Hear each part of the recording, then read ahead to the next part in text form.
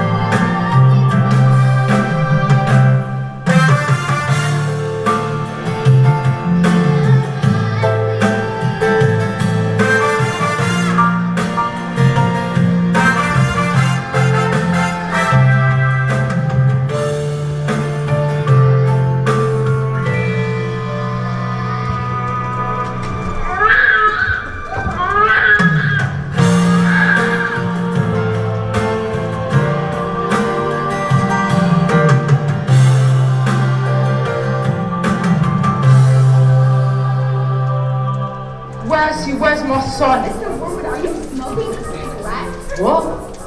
Oh, of course, Doctor, I'm sorry. What am I thinking? This comes for proper smoke. My word, is a real thing. This is one of the most beautiful children I've ever seen. Oh my good lord, where's his thingy? What? His thingy, his whatchamacallit, his doodle. What have you done with his thingy? This child doesn't have a thingy because... What? A boy with no thingy? What have you done, you stupid woman? The boy's got no thingy. Mr. Wormwood, this child is a girl. A beautiful, beautiful little girl. Is there still time for the biannual inter-champion amateur? Competition's finished. You missed it. Now, I don't suppose we can change it for a ball, could we? This is the worst day of my life. Oh my, undercarriage doesn't feel like normal. My skin looks just revolted singing this marvelous light. And this gown is nothing like the semi-formal, semi-Spanish gown I should be wearing in the semi-finals tonight. I should be dancing in the drama. She won't better. It's a piano, not dressed in a hospital closet with an algae from bottom and this horrible beautiful horrible I have ever seen. I can't find his swanking beams.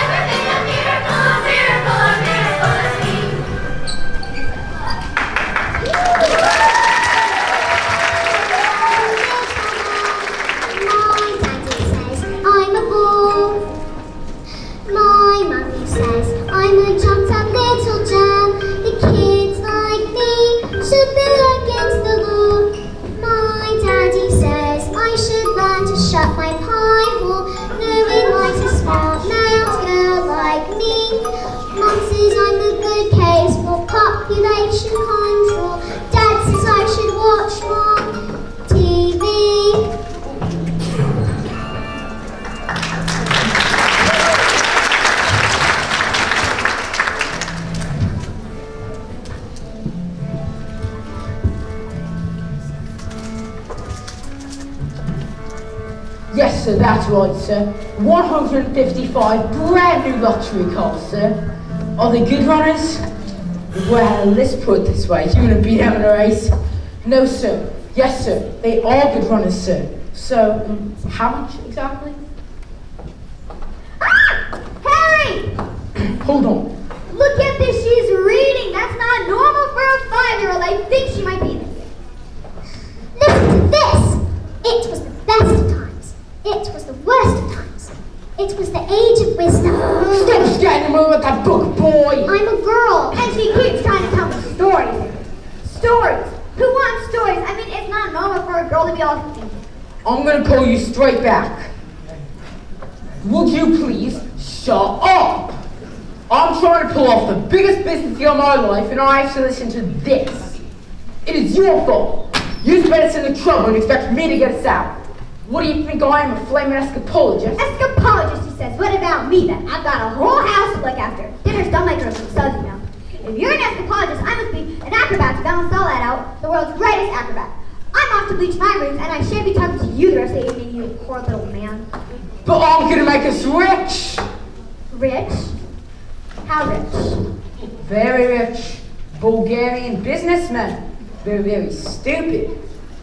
Your genius husband is going to sell them 155 old bangers as brand new luxury cars. But that's not fair. The cars break down. What about the Bulgarians? Fair? Listen to the boy. I'm a girl. Fair's not get you anywhere, you thick-headed cook brain. All I can say is Penguin's Michael here has inherited old man's brains. Eh, son? Michael!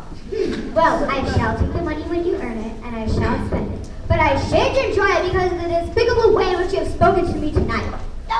This is your fault, with your stupid books and your stupid reading. What? But I didn't do anything. That's not right. Right? I'll tell you something. You're off to school in a few days' time, and you'll be getting right there. Oh no, I know your headmistress, Agatha Trunchbull. And I've told her about you and your smart pants ideas. Gripping strong, scary woman she is. This is competing in the Olympics throwing the hammer. Imagine what she's gonna do to a nasty little goblin like you, boy. I'm a girl. Now get off the bed in your bookworm.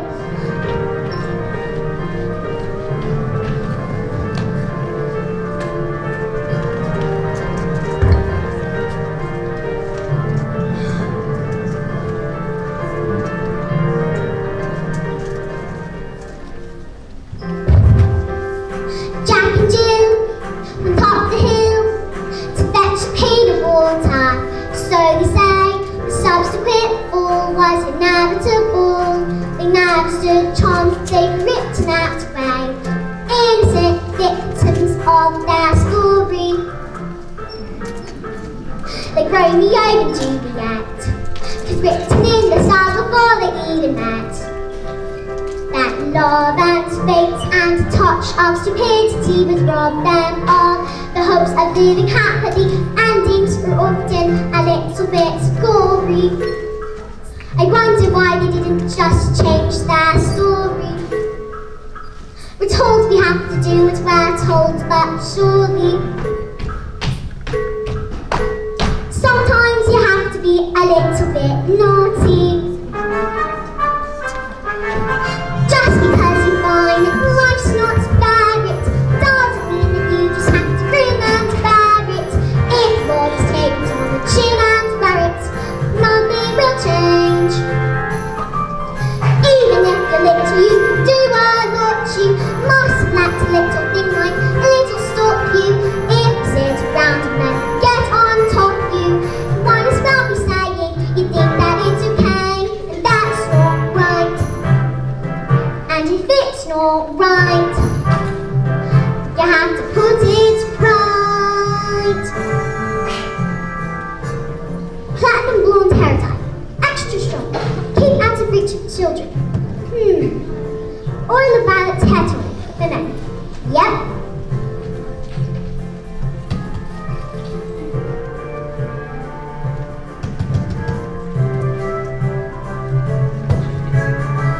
In the stick of a bolt, there's a tiny revolt. The seed of a war in a creak of a floorboard. A storm can begin with a flap of a wing. The tiniest mite packs the mightiest stick.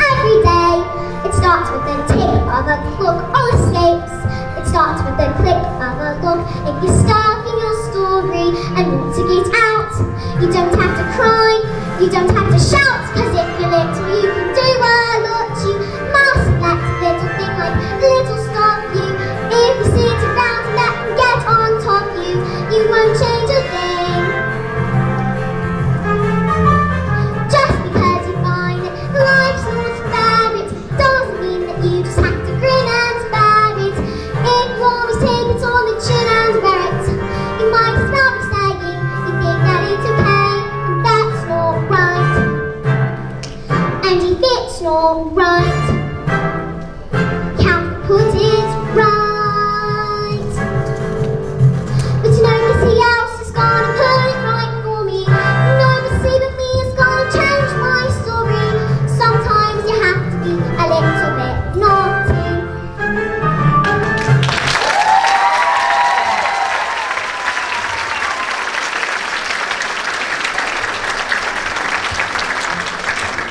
In business, son, a man's hat is his greatest asset. Good hat means a good brain. Now the secret to my success in business is... Yes, secret. The secret to my success is this oil of this hair tonic for men. Stand back, son, your old man's going to work. Ooh, yeah, that's the stuff. Ooh, yeah, that's where I said, oh, ooh, yeah. That's the bananas right there. Ooh, yeah.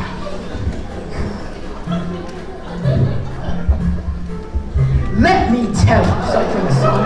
A man in business is simply not fair to get noticed when he looks like this. Secret! Your hair is... Good Lord, whenever you stole away, it's not even 8:30. My hair is green! What on earth did you do that for? Why do you want green hair? I don't want green hair. I didn't do anything. Maybe you used some of Mummy's peroxide by mistake. That's exactly what you've done, you stupid man. My hair, my lovely hair. Oh my good Lord, I got my deal today. The Bulgarians, what am I going to do? I know what you can do. What is it? What can I do? You can pretend you're an elf. Yes, that's it. I can pretend to us. What are you talking about, you fool? The boy's a loony.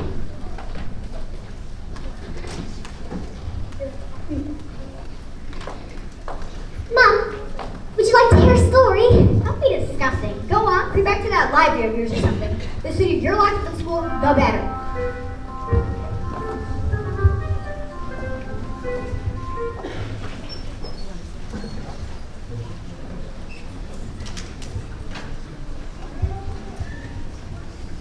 Matilda, what a pleasure to see you. In the library again, are we? Oh yes, my mom wanted me to stay home with her. She hates it when I go out. She misses me so much. Dad too. He loves having me around. But I think it's good for grown-ups to have their own space. Your parents must be so proud of a girl as clever as you. And you tell them lots of stories, like you do with me. Oh, I love your stories, Matilda. And that's not a hint, by the way. But if you did happen to have a story you wanted to tell me, I could... Goodbye, Mrs. Phelps. See you next week. Goodbye, Miss Honey, and good luck with the Tolstoy. As I was saying, Matilda, and I'm not hinting, by the way. Who was that lady? That lady, that was Miss Honey. She's going to be your teacher. That lady is my... Yes, your teacher. Now, are you going to tell me a story or not?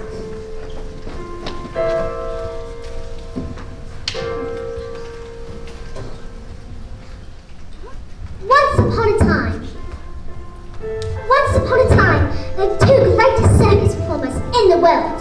An anthropologist who could escape from any lock that was ever invented. And an acrobat who was so skilled, it seemed as if she could actually fly. Fell in love and got married. They performed some of the most incredible feats together anyone has ever seen. And people would come from miles around. Kings, queens, celebrities, and astronauts. And not just to see their skill, but also to see their love for each other, which was so deep that his was said that cats would purr as they passed them, and dogs would whoop with joy.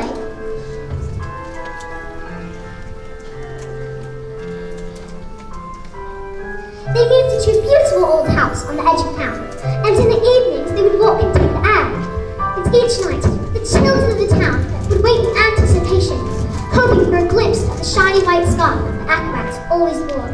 For they knew they only had to cry, "Tricks, tricks," and the great performers would instantly oblige with the most spectacular show just for them. But although they loved each other, although they were famous and everyone loved them, they were sad.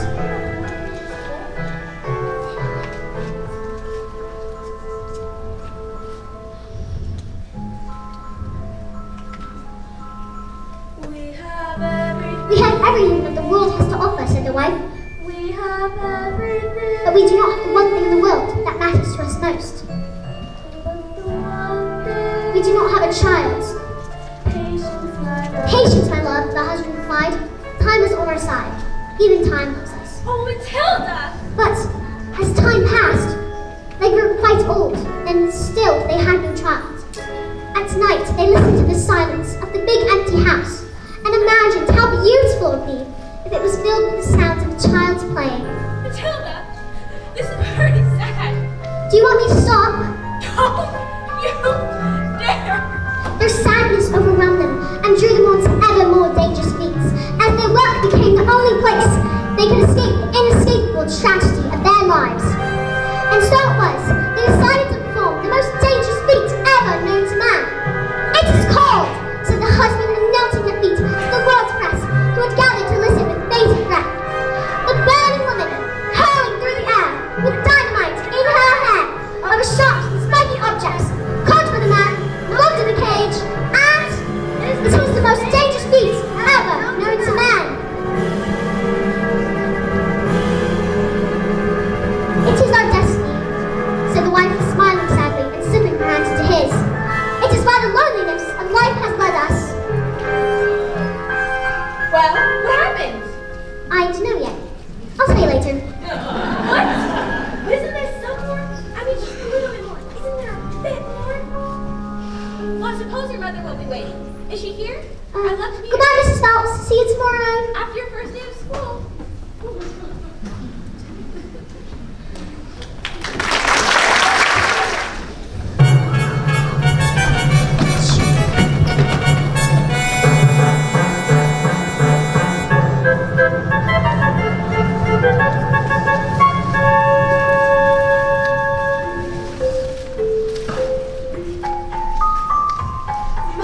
Mommy says I'm a miracle. My daddy says I'm a special little guy.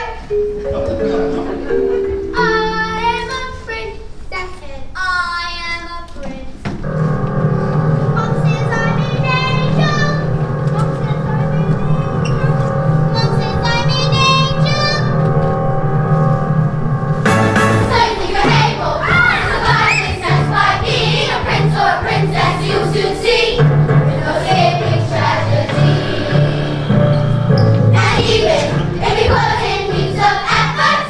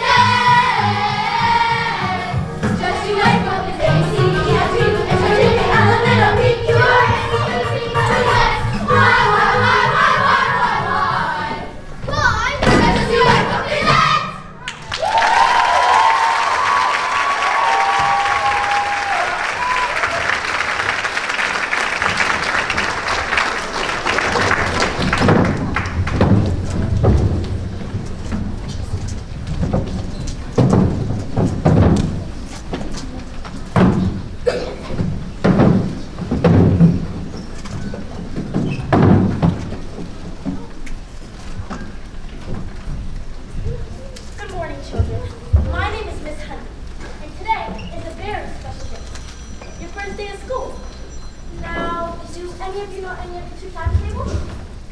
Wonderful. Matilda, isn't it? Please stand up and do as much as you can. 1 times 2 is 2. 2 times 2 is 4. 2 times 3 is 6. 2 times 4 is 8. 2 times 5 is 10. 2 times 6 is 12. 2 times 7 is 14. 2 times 8 is 16. 2 times 9 is 18. 2 times 10 is 20. 2 times 11 is 22. 2 times 12 is 24. 2 times 13 is 26. 2 times 14 is 28. 2 times 15 is 30.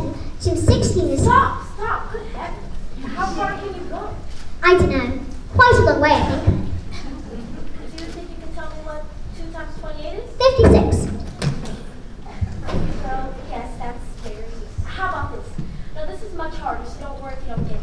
But 2 times 487. If you took your time, do you think... 974. 7? 84. No way! Let's leave math so let's take a look at this reader. Can everybody read this? Me. Everybody answer.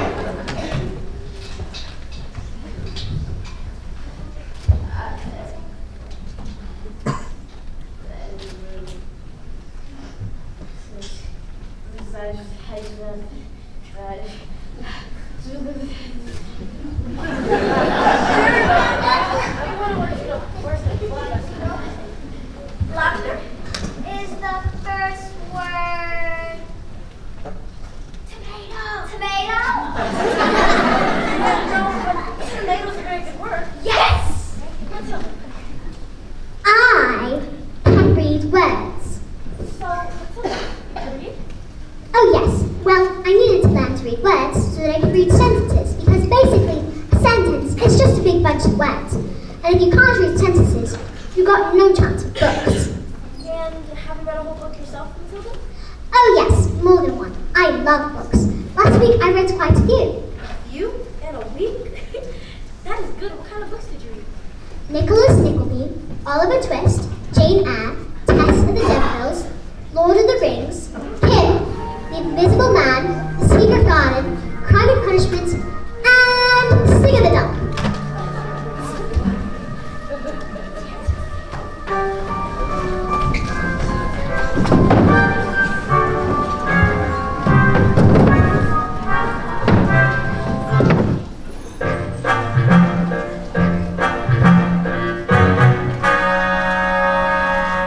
Knock on the door, Jenny.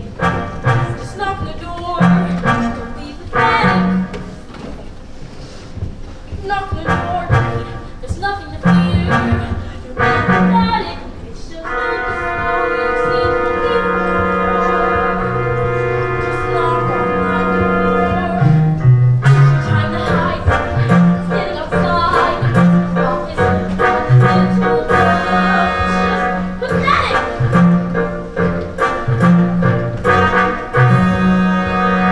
Look at you hesitating, hands shaking. You should be embarrassed. Not a little girl, it's just pathetic. Knock on the door, what are you waiting for? Just knock on the door.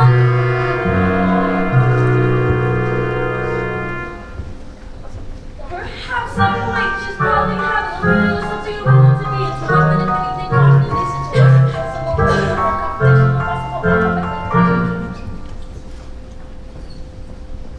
But this little girl,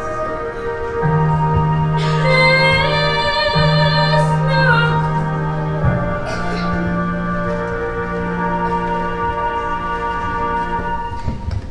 Knock on the door, Jay. Knock on the door. Be pathetic. Enter.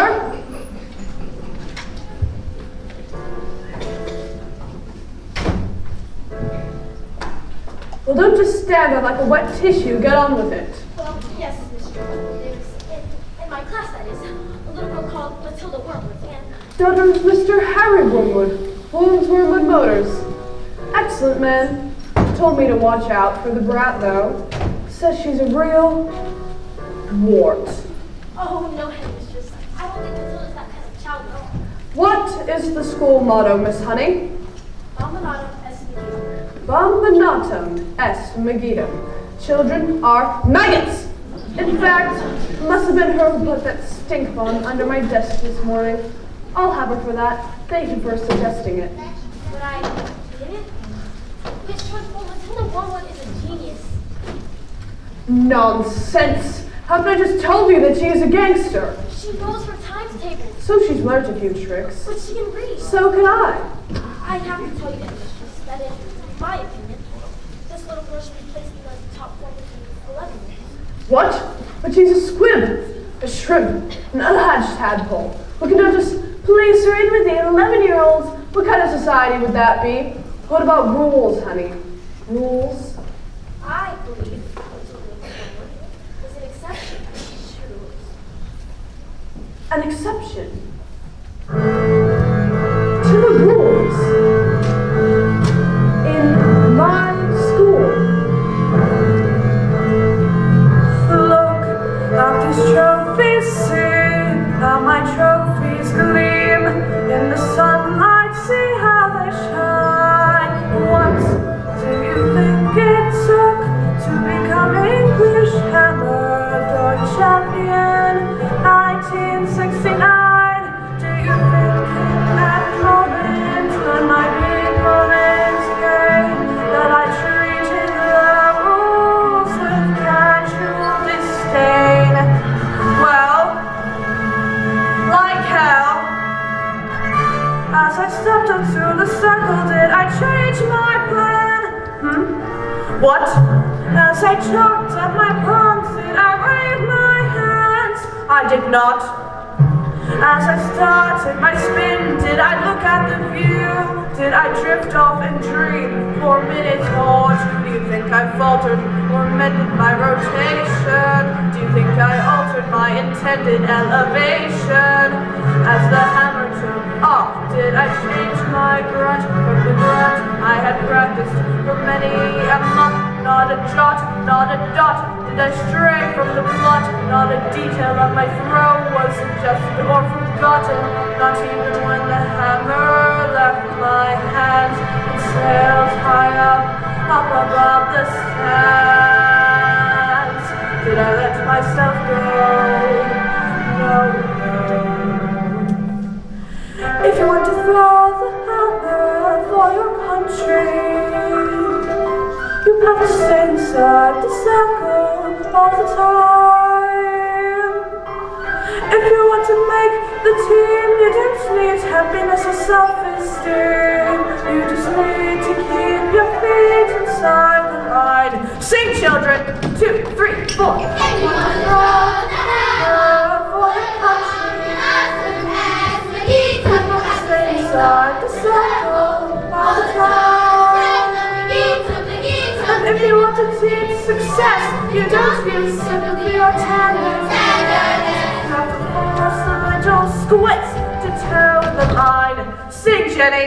2, 3, 4. If you want to go the hammer for your country, you have to stay inside the circle all the time. I apply this one simple rule to how life at school. Life's a ball, so hard to throw it. Find the body line and tow it. And always keep your feet inside the line. Now get out.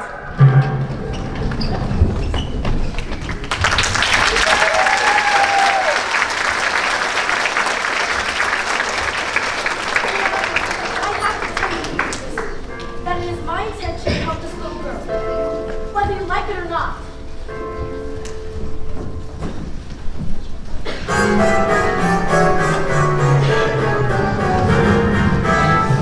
Stupid, nasty, stinky slime, great big question asking, how dare they speak to me like that? Who the hell do they think they are? Stupid, nasty Bulgarians. Well, tell me we're not rich. It's the mileage. One look at the mileage on the first car and said that these cars were knackered. I told them, I said, the reason the mileage is so high is the manufacturing mistake. Is that true? Of course it's not true. So you lied? Of course I lied. And they didn't believe you? Of course they didn't believe me. I got green hair. I've got hair! And what's this? Another flaming book? What's wrong with the telly?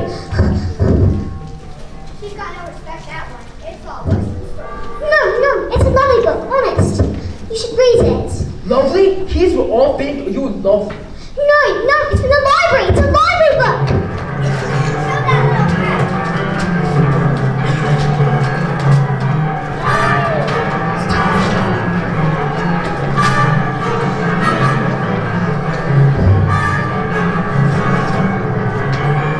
Now get here, you little stinkworm!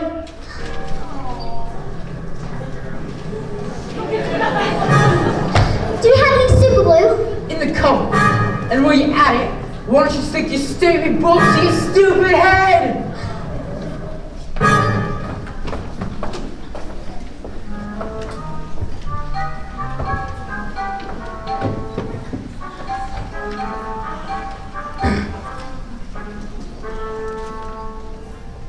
Just because you find that life's not fair, it doesn't mean that you just have to grin and bear it.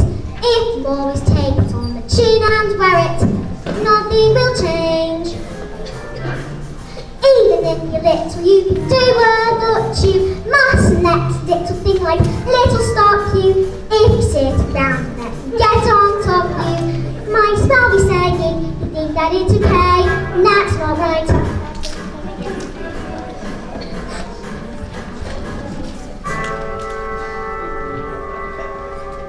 I got my eye on you, boy. I'm a girl.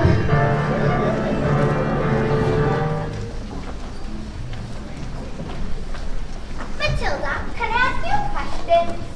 Do all those brains in your head give you a headache? Maybe it's not they're all squished in there. No, it's fine. They just fit. Right. Well, we better hang around just in case. If they start to squeeze out your ears, you're going to need help. I laugh, and I laugh, and I think it's probably for the best if we're best friends. Hide me! Someone put a whole can of trinkles in the church bell seat. When she stood up, her knickers sliding glues to the seat. Someone told it to me, but I'd never, now she's after me. That's not fair. That's not fair at all. You're done, kid. You're finished. Once Agatha touched both sides, you're guilty. Yeah. You're squished. Yesterday, she got Julie's raw and gave me a lollipop all sorts of time. She just picked him up, throwing around, and threw him out the window. Don't listen to them. That didn't happen. They're trying to scare us. They're saying she's gonna put me in choke.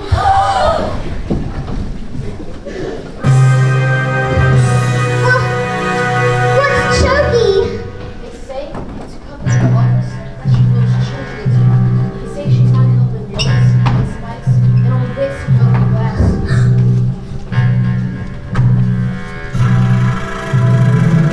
In a place you are sent when you haven't been good, and it's made of spice and wood, and it isn't wide enough to sit. And even if you could, there are nails on the bottom, so you wish you stood. When the hinges creak and the door is closed, you cannot see smoke at the end of your nose. And when you scream, you don't know if the sound came out or if the scream in your head even reached your mouth.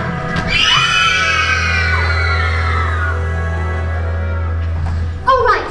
Look. When did this happen? 20 minutes ago, but why?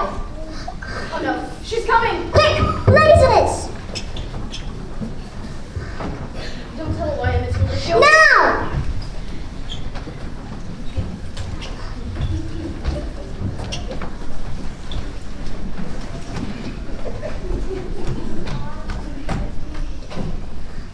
You separating spleen. Where's the maggot known as Nigel? He's over there, under those coats. Where he's been for the last hour, actually. What? An hour? Oh yes, you see, unfortunately, Nigel suffers from a rare chronic sleep disorder, narcolepsy. The condition is characterized by the self-you're experiencing bouts of chronic fatigue and falling suddenly asleep, often without knowing any warning at all. You see, he fell asleep and we put him in the coats for safety. Didn't we? Didn't we?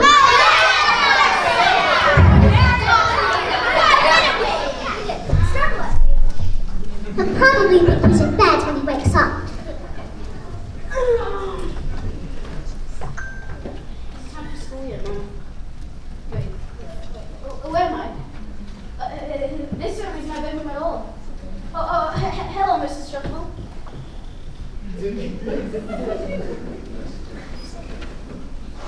the thrift.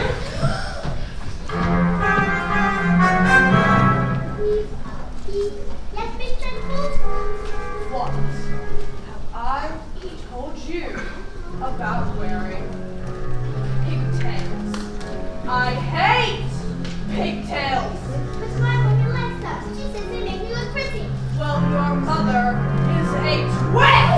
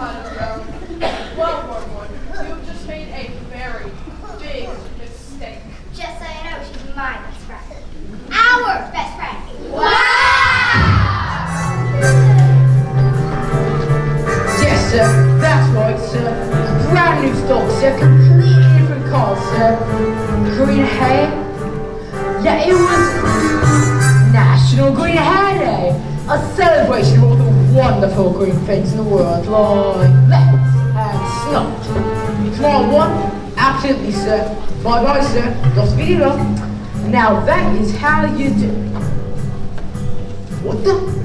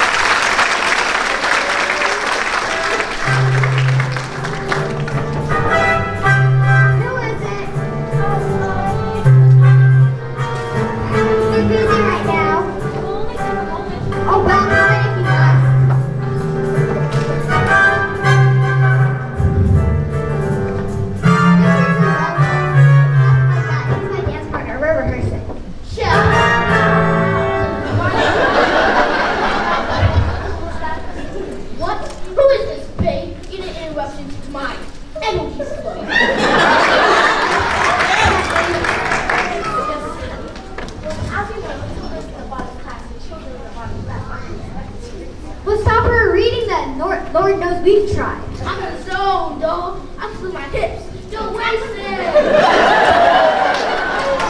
We're not in favor of girls getting all clever pants or something. A girl should think about makeup and hair dye. Looks are more important than books. Now look at you. Look at me. You chose books, I chose looks. I beg your pardon? Babe's on fire here. Please.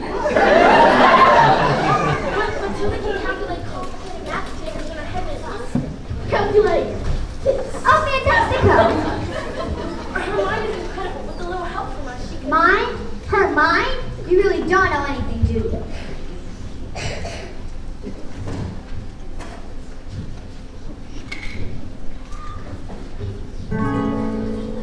Somewhere along the way, my dear, you made an awful error. You're honest, believe yourself now. Come along.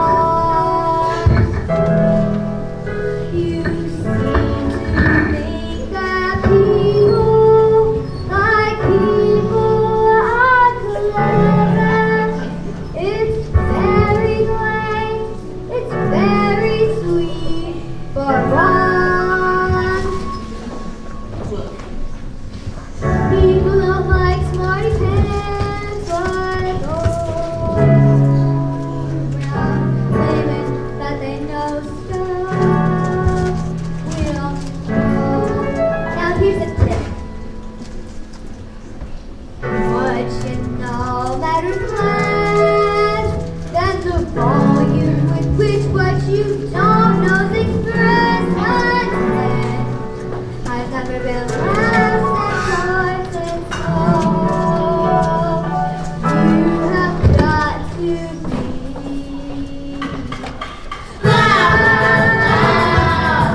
gotta learn to stand up and sing out over the crowd.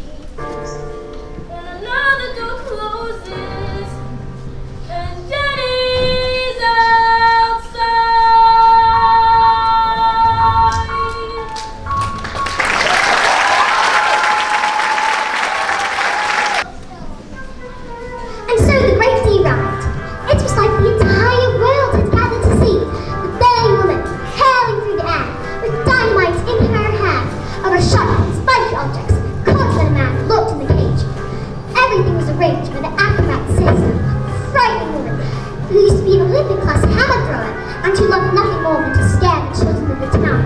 People whispered that in her dark and brooding heart, she resented her sister, both for her success and her love. Suddenly, out came the escapologist, dressed as usual in his tight, spangly costume, but there was no sign of the acrobat, and no glimpse at all of the shiny white scarf. And instead of musical fanfare, there was silence, as he saw calmly strode into the ring. Ladies and gentlemen, boys and girls, the burning woman hurling through the air with dynamite in her hand over sharp and spiky objects caught by the man locked in the cage has been cancelled. No! Yes! The audience gasped so loud the passing airplane caught it on its instrumentation and reported it as an atmospheric phenomenon. Cancelled because my wife is pregnant. Oh, Matilda! Absolute silence. You could have heard a fly there. Then, suddenly, the audience jumped to its feet and roared in appreciation. The great feat was instantly forgotten, and the applause went on for nearly an hour. So, it has a happy ending? Forgotten by everyone except, that is, Acrobat's sister. They all had quieted down. She stepped forward and produced a contract. A contract? A contract. You have signed to perform this feat, and perform this feat you shall. I have paid for the posters, publicity, the catering, the toilet facilities. If I have given the crowd their money back, where is my profit? A contract is a contract is a contract. My hands are tied. The burning woman hurling through the air with dynamite in her hand over sharks and spiky objects, caught with a man locked in a cage, will be performed and performed this day, or off to prison you both shall go. No, no! Well, what happened next? I don't know. I'll tell you tomorrow. What? I don't know if my nerves will make it till tomorrow. Mrs. Phelps, are you crying? Maybe I shouldn't tell you anymore. Oh no, Matilda. We must find Carolyn. And I'm not crying because it's sad. It's just that they want a child so very much. And it must be wonderful for a child to be so wanted. Yes. Wonderful. Goodbye, Mrs. Phelps. See you tomorrow.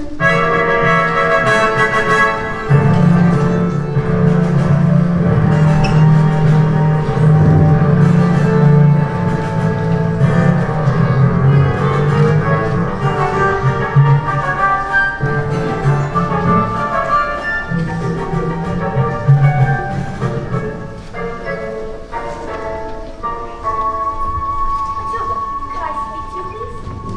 I'm afraid I haven't been too successful in getting others to recognize your abilities. So starting tomorrow, I shall bring in a collection of books that will cleverly challenge your mind. If you have any questions, you may ask. How does that sound? Matilda? Why, that is the biggest hug in the world. You're gonna hug all the air out of me.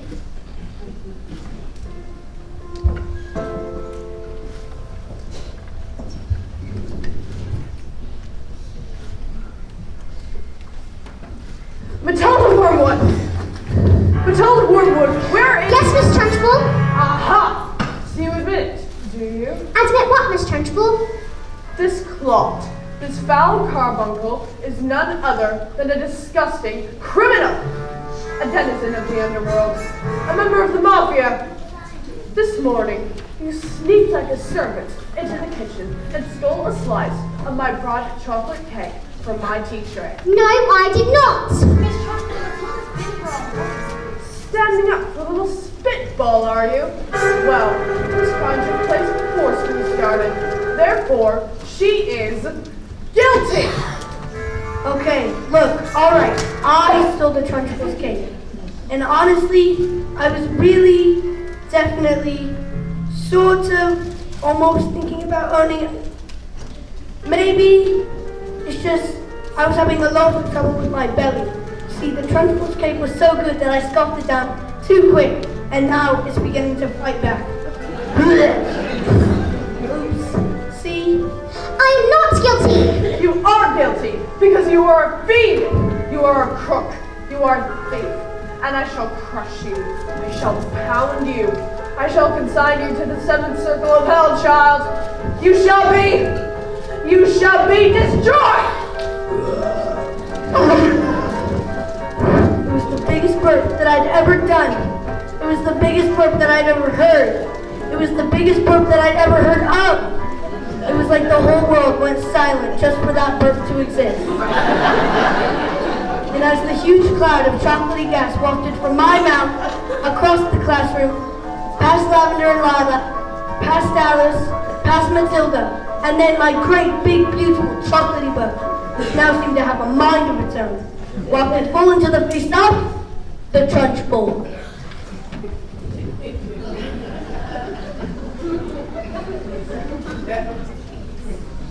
Bruce Bogtrotter. Yes, Miss Trunchbull?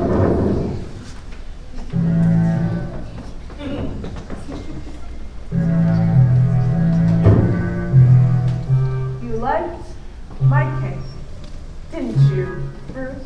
Yes, miss, and I'm very sorry, but... Oh, no. So long as you enjoyed the cake. That's the main thing. Is it? Yes, Bogtrotter, it is. Oh, well, I did. Thank you. Wonderful. Marvelous. That makes me so happy. Gives me a warm glow in my lower intestine. Oh, uh-oh!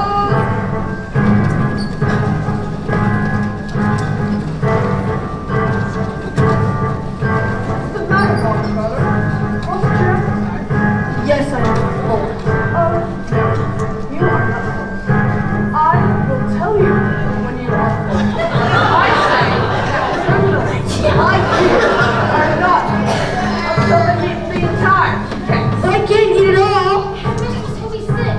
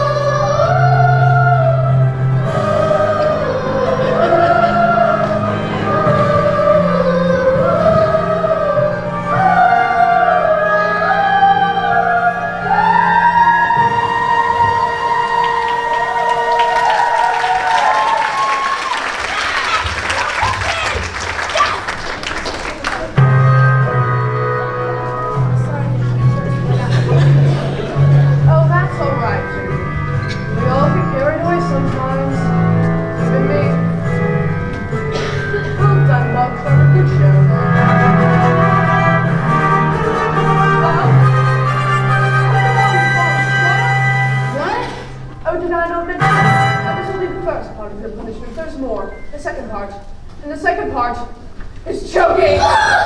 Miss Trunchbull, please, no, you can't. Yes, Miss Trunchbull, please, you can. Do you think I would allow myself to be defeated by these maggots? Did you? Who do you think I am, Miss Honey? A weakling? An idiot? A fool? You? But he's eating it all. He did what you asked. Yeah, I did it. I ate the lot. I did it. No, That's not right! no.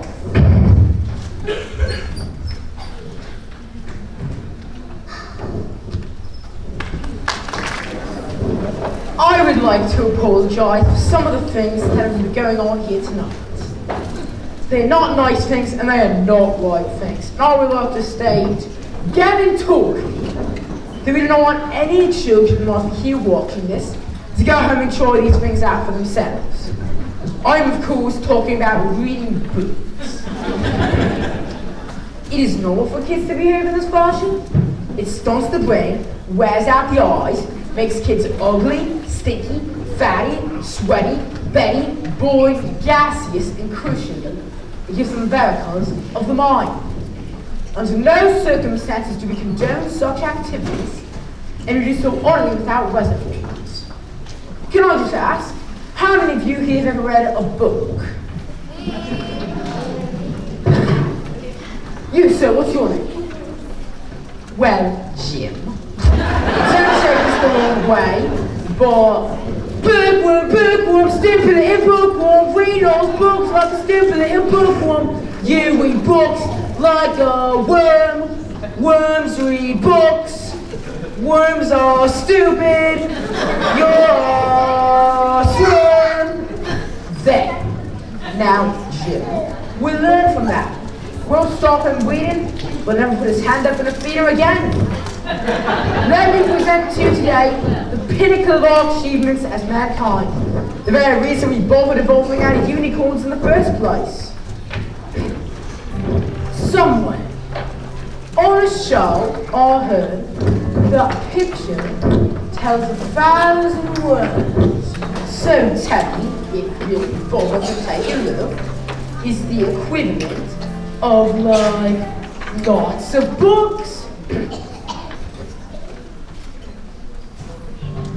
All I know, or I'm telling you, is the beautiful box of facts. If you know or feel already good, you can channel over just like that. And this joy and this laughter, folks living happily ever after. All you need to make you wise is 23 minutes plus advertisements. Why would we waste energy? Turn to the pages 1, 2, 3. We sit comfortably on what means working just a second and talking and doing stuff. But all I know what I'm telling.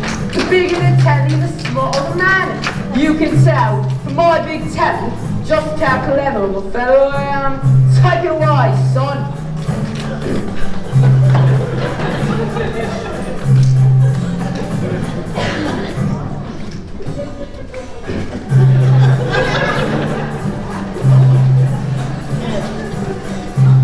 You can't learn that from a stinking book.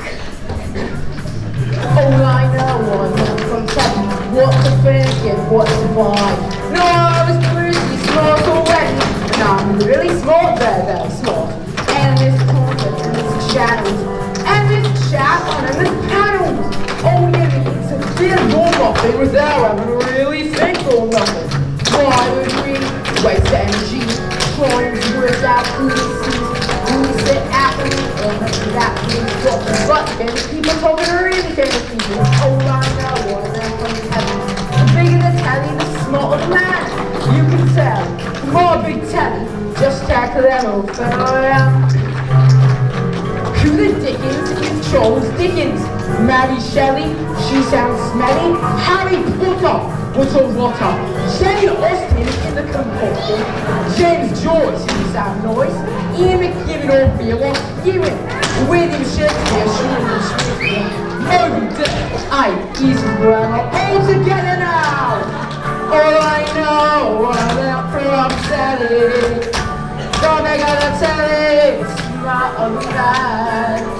You can tell my big telly, well, very clever,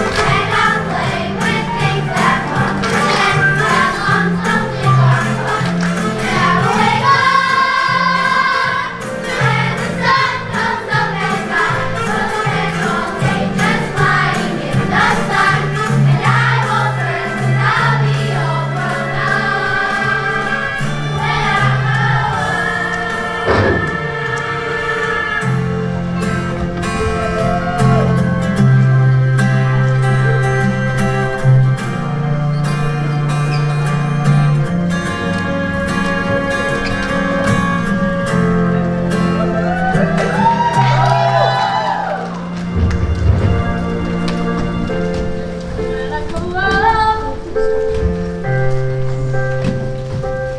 I will be brave enough to fight the creatures that you have to fight beneath your bed each night to be a grown-up.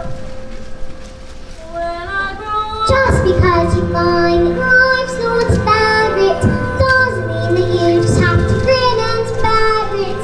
If your mistakes, sheen and wear it, nothing will change. when I grow up, Just because I find myself in this story, it doesn't mean that everything is written for me. If I think the end is fixed already, it might as well be saying I think that it's okay. That's alright.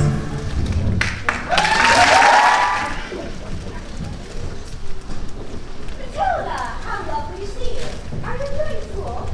Oh yes, bit anyway. Mrs. Phelps, where's the revenge section? What? Well, we don't have a revenge section. Why? Has it how at school that became like a bully? Oh no, not a child exactly. Matilda, are you doing Do you want to hear the next part of the story? sorry? Did you say sorry? Did she say sorry? Matilda, what are we waiting for? Slowly, very slowly, the acrobat wound her shiny white scarf around her husband's neck. Your luck, my love, she said, kissing him with the gentlest of kisses. Smile, we have done this 1,000 times. But suddenly, she hugged him with the biggest hug in the world, so hard that he had felt she would hug all the arrows of him. And so, they prepared themselves for the most dangerous feat ever known to man. The great escapologist had to escape from the cage, lean out, catch his wife with one hand, grab a fire extinguisher with the other, and put out the flame on his fleshy designed dress within 12 seconds, before the flames reached the dynamite and blew his wife's head off. The trick started well. The moment the specially designed dress was set alight, the acrobat soared into the air, propelled held their breath as she hurled her at sharp and spiky objects.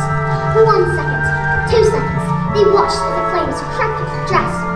3 seconds, 4 seconds, she began to reach out her arms towards the cage.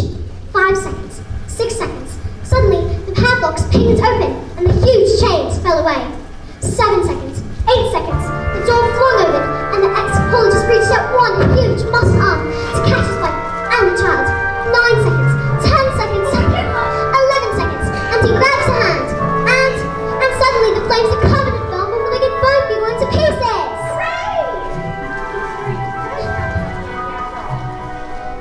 No. No. Maybe it was the fault of the child.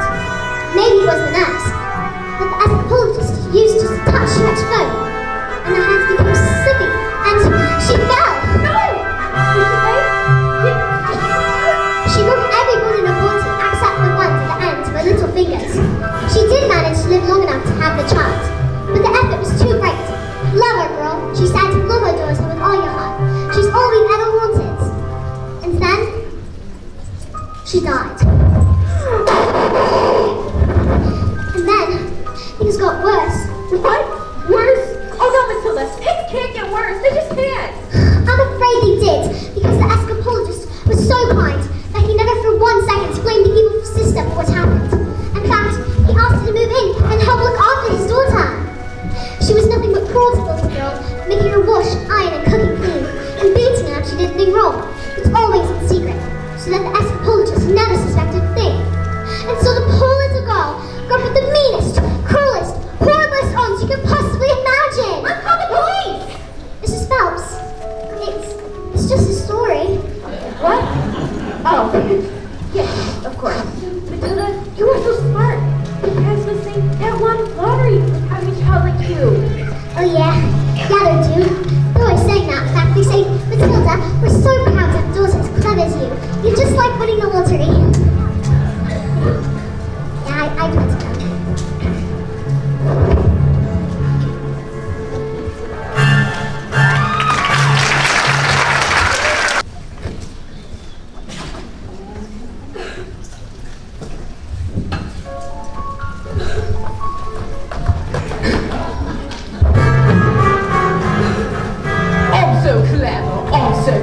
I'm so very, very, very clever. I'm so very blinking clever. What very clever fellow I am. Come here, you. Stop. There's only one man I do that. Everyone gather round. All my family to share of my triumph. Not you, boy. I'm a girl. 155 old bangers in my hands. All pulled stuff. The mileage on the clock telling the truth. But each one was nappy. How can I make the mileage go back? I couldn't very well drive each one backwards, could I? Backward! When suddenly I had the most genius idea in the world. I ran to the workshop, grabbed the drill, and using my incredible mind, I attached the drill to the speed arm of the first car, turned it on and whacked it into a reverse. Backwards! Yes, boy, backwards, exactly. The drill's motor whirls backwards 1,000 times a second, and within a few minutes, I just demolished an old rust bucket to practically nothing. I did to every single car. Backwards! Stop talking now, darling. There's a good boy. 10 minutes later, the Bulgarian shop. Great big nasty faced apes, expensive suits, dark glasses. Don't know who they thought they were. Bulgarians are nocturnal. I saw it on a program last night. That was badges. There's a program about badges. Same thing. And did it work?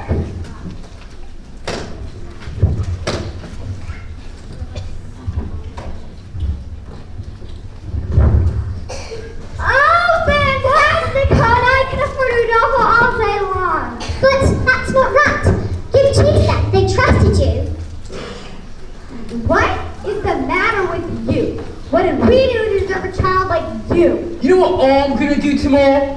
I'm gonna go to that library of yours and tell the old bag to never be letting again. No, please don't do that. I love the library. And if she does, I'll have her fired. You will never read another stinking book as long as you live. I will put an end to your stories, young man. Now get in there and stand there, you nasty little creep.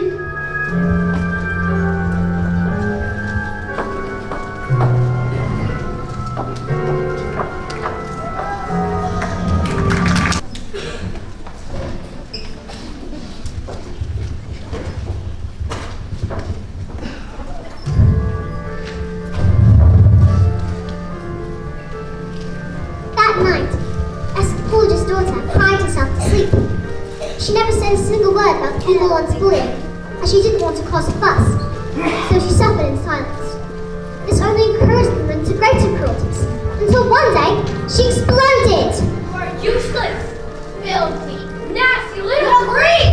And she beat her and threw her into a deep, dark, dusty cellar, locked the door, and went out. But that night, Escapologist happened to come early, and when he heard the sound of his daughter's tears, he smashed the door open.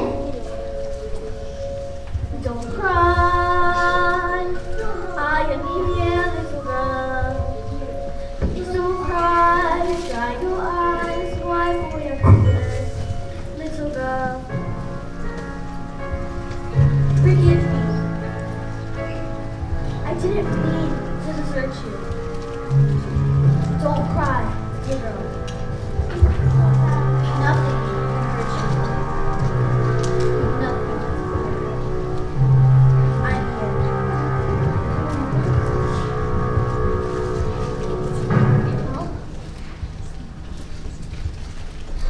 Have I been so wrapped up in my grief and my life that I've forgotten the one thing that matters to us most? I love you so much, my daughter. I shall spend the rest of my life making it up to you. We shall be together forever.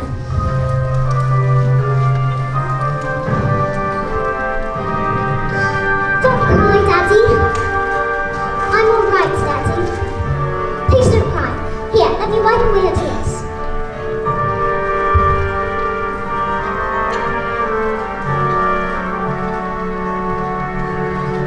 Forgive me. I didn't mean to desert you. Don't cry, little girl. Nothing can hurt you. You've nothing to fear. I'm here.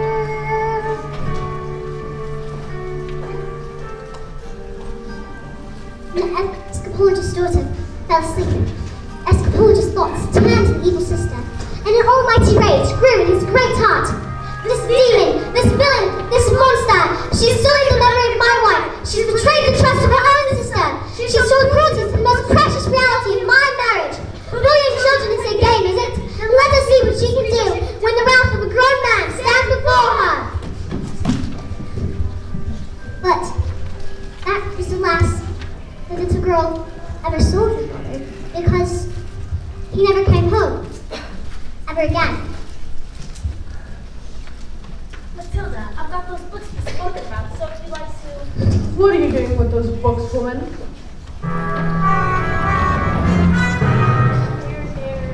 for Matilda. No, they're not. Not on my watch. There's an age for reading and an age for being a filthy little toad. These are toads. Aren't you, Bog Trotter? Yes, Miss Trunchbull? Yes, Miss Trunchbull. Only Bog Trotter here is now a good toad. Sit. It has become clear to me, honey, that you have no idea what you are doing. You believe in kindness and fluffiness and books and stories. That is not teaching! To teach the child, we must first break the child.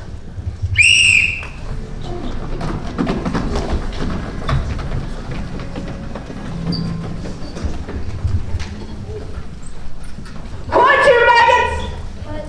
But no one was speaking. Miss Honey, please understand that when I say quiet, you maggots, you are entirely included in that statement. Where is my jug of water? I'll get it, Miss Trunchbull. Stupid girl. Look at you. Flabby, disgusting, revolting, revolting, I say. Think it's time we toughen you all up with a little phys ed.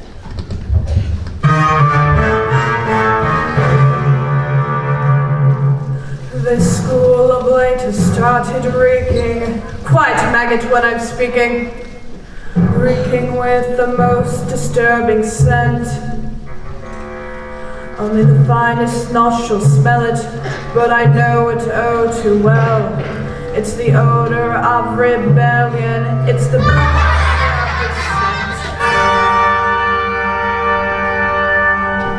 you may bet your britches this headmistress finds this foul odoriferousness wholly olfactorily insulting. And so to stop the stenches spread, I'd find a session of his ed, sorts that merely rank from the revolting.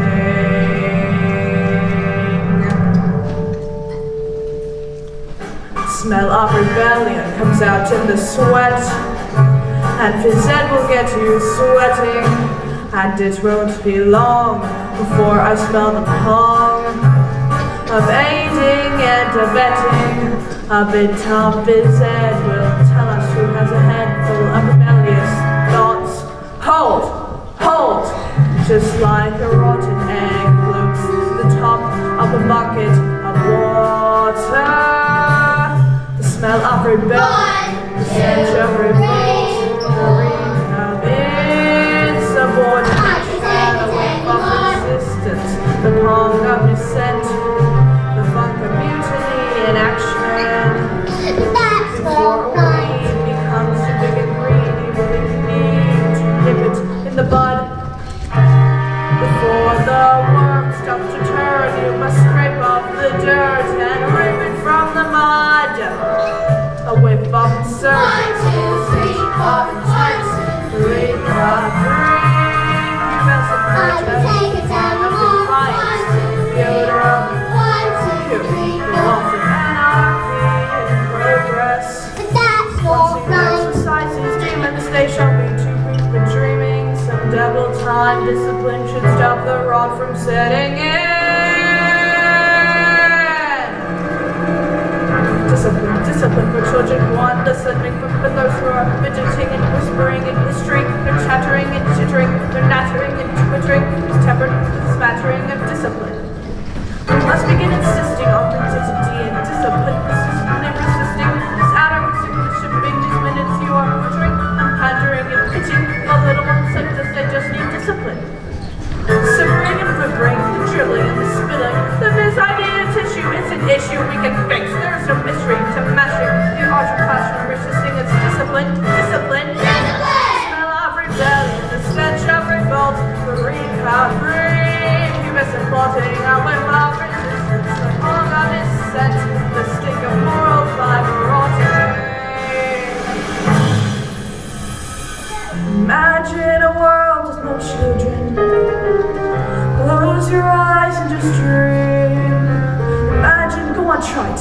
The peace and the quiet, right stream. Imagine a world with a cottage, and inside that cottage we find a dwarf called Zeke, a carnival freak who can fold, and perhaps even smile. And he says, don't let him steal all voices. Don't let him take them away. Find a way, waiting for him to sleep today. And there, just like I said, the stinky maggot rears his head, and into the squiddiest, piteous mess the car receives of stinkiness. Have you ever seen anything more repellent? Have you ever smelt anything worse than that smell of rebellion? The stench of revolt. Where we have it, subordination, a whiff of resistance, the fog of dissent. And I will not stop till you are squashed, till this rebellion is squashed. Glorious flexing discipline has won the sickening stench away.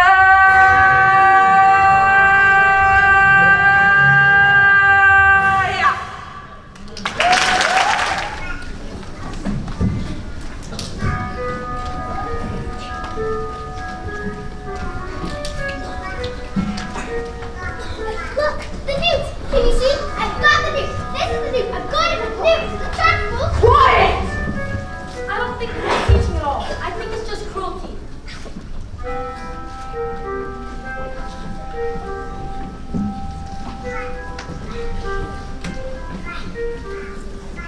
That is because you, Miss Honey, are pathetic. You are wet. You are weak. You are, in fact, a sniveling little...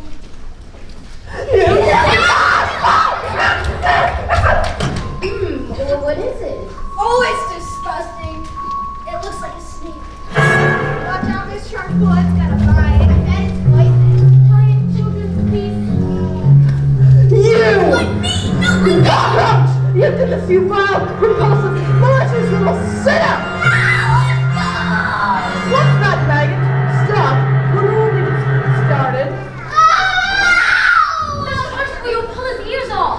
I have discovered, Miss Honey, through many years of experimentation, that the ears of small boys do not couple. They stretch. In fact, I think I can feel these ones stretching now. Leave him alone, you big fat bully!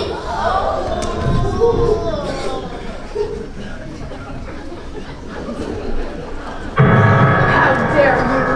You're not fit to be in this school. You ought to be in prison. The deepest, darkest prison. I shall do that. You shall control me. Listen to me now. I shall pound you. I shall dissect you, man. I shall sharpen you to perform experiments on you. All these disgusting assumptions are horrible because of you. Have you ever wondered what I have about how when I say red? Example, there's no way of knowing if red the same thing in your head as red means in my head when someone says red. Now if we are traveling at almost the speed of light and we're holding the light, that light would still travel away from us. At the full speed of light, seems right in our way. What I'm trying to say, I'm not sure, but I wonder if inside my head, I'm not just a bit different from some of my friends. These answers that come into my mind are fit in these stories that are to me fully written. Everyone shouts like they seem to like shouting. The noise in my head is incredibly loud.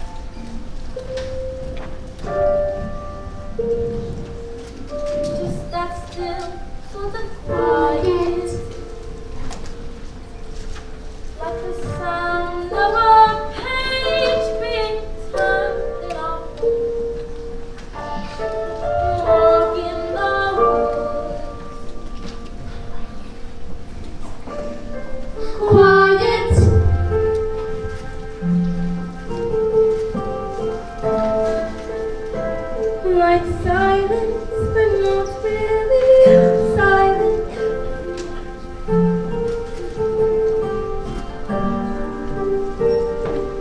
Just that nice kind of quiet,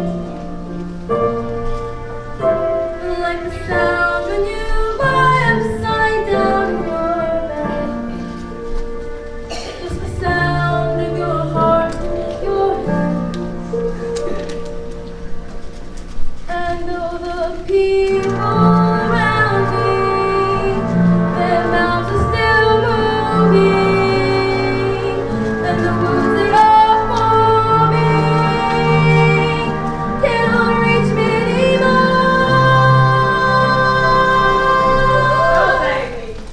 Everything's quiet, and I am alone. Like I've said,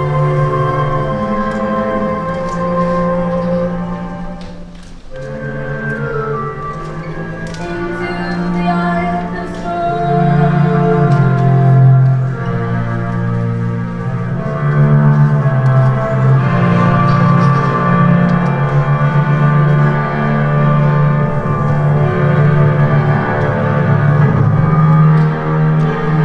Go on. Tip over. Tip over. Tip over.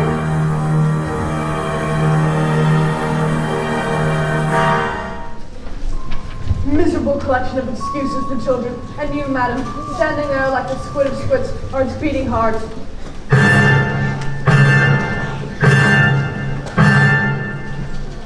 But I am a match for you, and I shall tell you that there is nothing I shall not do, no length to which I shall not go, no punishment I shall not inflict, no ear I shall not stretch back, no finger I shall not...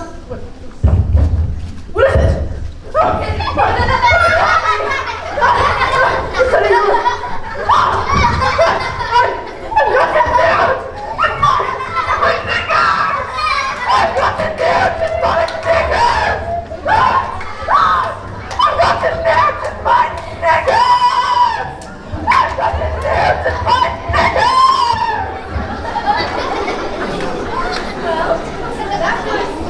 Interesting. I think we know all their vocal problems. Watch. Matilda, I think it'd be wise to go. Watch. Please.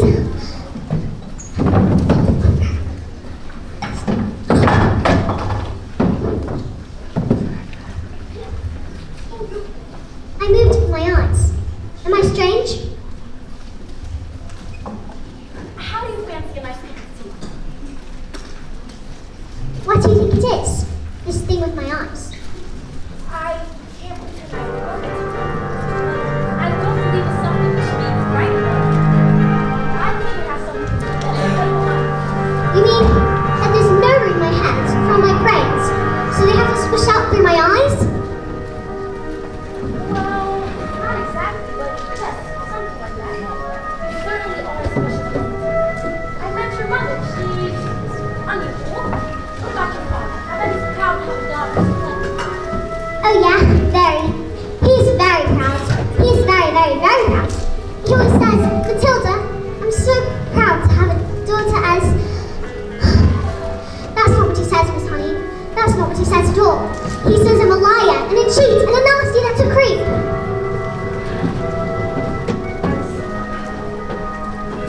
Well, here we are.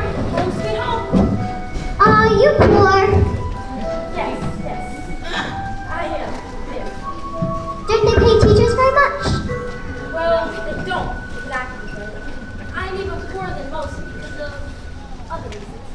You see, I used to live with my aunt. But one day I came across this old shed and I fell completely in love with it.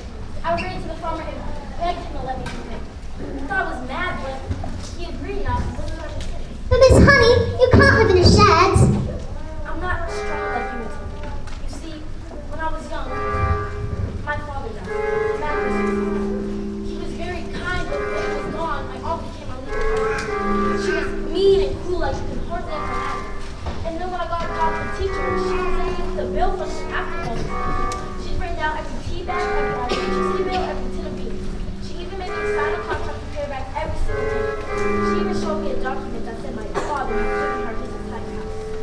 But did he really do that? Magnus, I mean, did he really just give her his house? I don't know, but I find it hard to believe. Just like I find it hard to believe which is what she said about it. You think she did him in, don't you, Miss Honey? I cannot say for certain, but all I know is that after years of being bullied by that woman,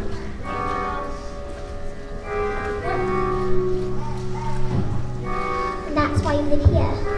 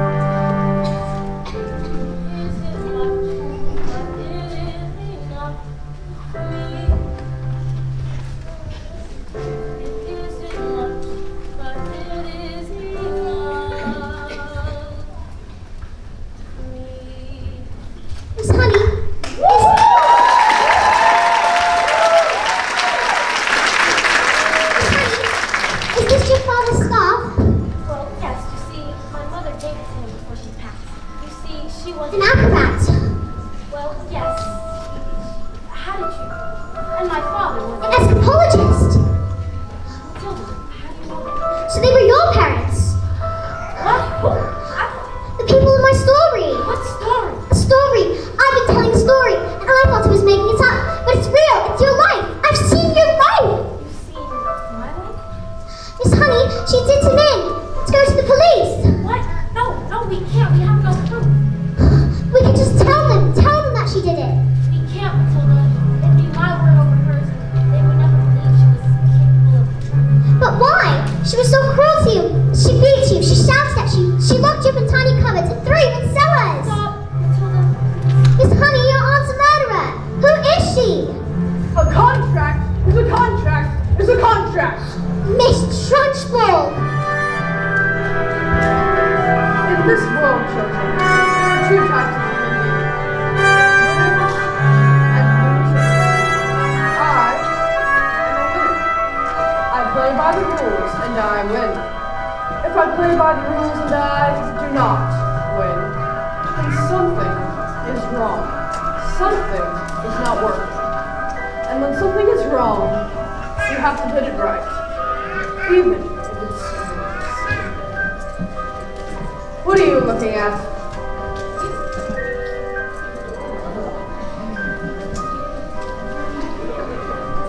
This class is going to have a very special spelling test.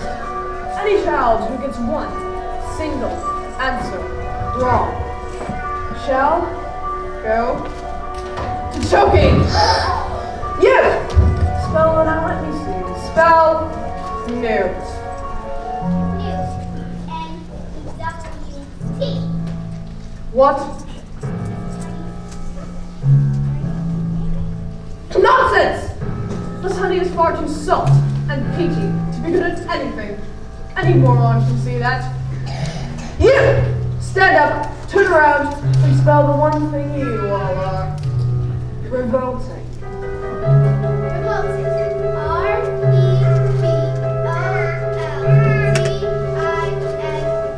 Revolting. You're cheating! Of course she's not cheating. She's simply spelling the word. These little specks of dust can't be this clever. They're words!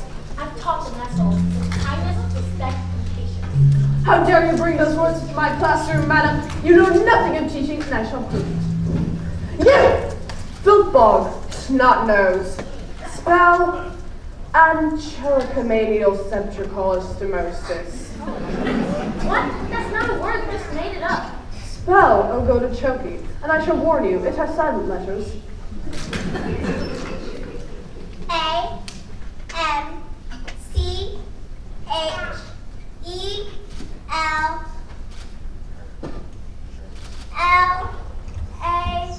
Oh dear. Oh dearie, dearie, dear. K. I'm so sorry. It was a silent C. You're going to choke it! Cat. Q-W-S. Cat. Oops, I got it wrong, miss. I guess you're gonna have to put me in choky too. What? Dog. D-Y-B and me. Table. P-Y-T-T-E-I-L-S. And me. What are you doing? What's going on? Stop this! You can't put us all in choky. Banana. A, B, C, D. No! What are you doing? Stop this, do you hear? Maggots. T-R-O-C-O. Maggots. Banana. U-E-O-O. Stop this! Naughty. D-U-S-T-Y-N-N. Big Fat Bully. T-R-U-N-C-H-B-U-L-L.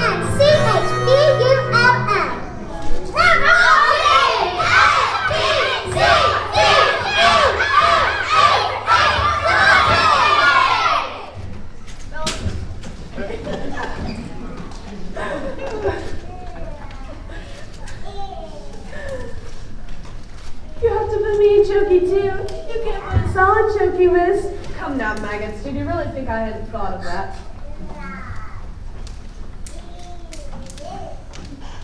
I have a whole array of chokies. One for each and every one of you. And now that our little spelling test is over, I can tell you that each and every one of you has failed. You see, children, in this world, there are two types of human beings. Winners and losers. And Look, the troll. What? The troll, it's moving. It's moving.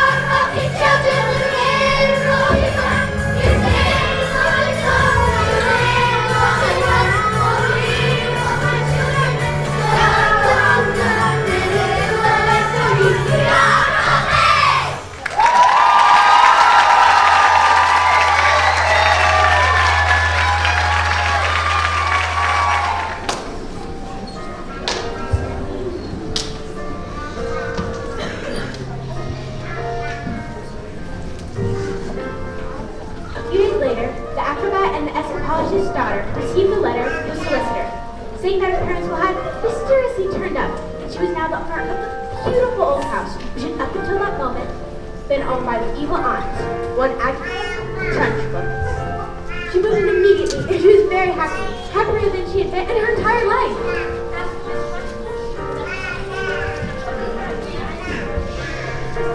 And her name was Miss Honey. And it was often said that was the best school in all the land. And do you know something else? Matilda was never again able to take it. I thought it was past because she didn't have any teachers. I thought it was past because her mom was being challenged. But she said it was because she no longer had any superpower. But sometimes I would look at Matilda, this little girl who had done so much to help others, but was stuck with parents who were mean and cruel and cold and names. And I would feel my blood. And I just wish I could do something. So, this is the end. And I wish so much that I could tell you that the story has a happy ending. I wish so much that I could tell you that Matilda got the love that she deserved. But perhaps the truth is, not all stories have happy endings.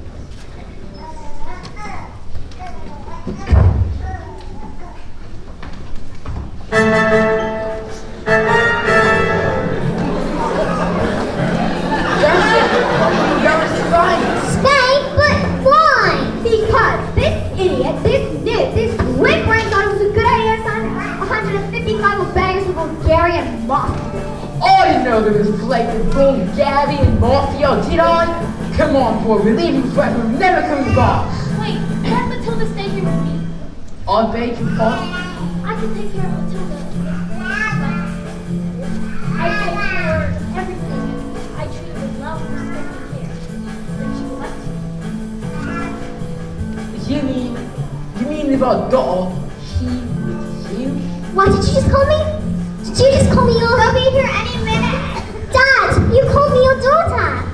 They're here, you idiot, I told you. Quick, hide the books. What if they do with my legs? My beautiful legs!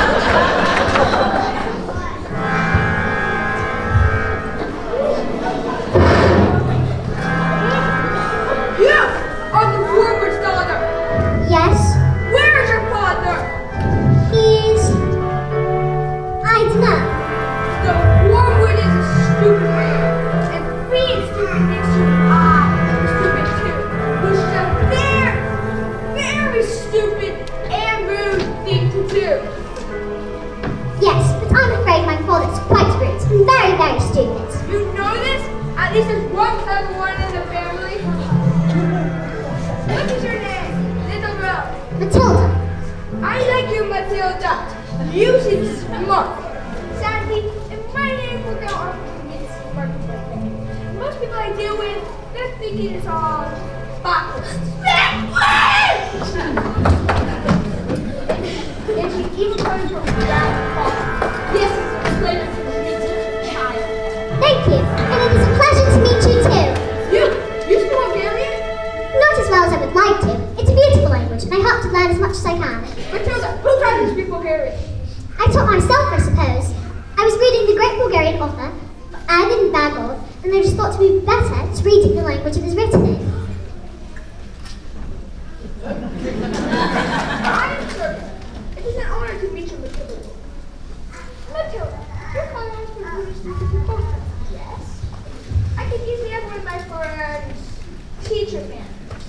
And one day, when he gets out of the hospital, he will still be stupid, but not so rude. I think this is a gift. What do you say? Mr. Surya, this is a very tempting offer, but he is my father and I'm his daughter, and I think I've had enough revenge. This little girl, this miracle, Matilda. Stop! Stop! What are you doing? I thought you said yes. Matilda! I said Matilda. What is the matter with you guys today? Your father has been very stupid, but he is also very lucky to have you as his daughter. Also, she is safe now.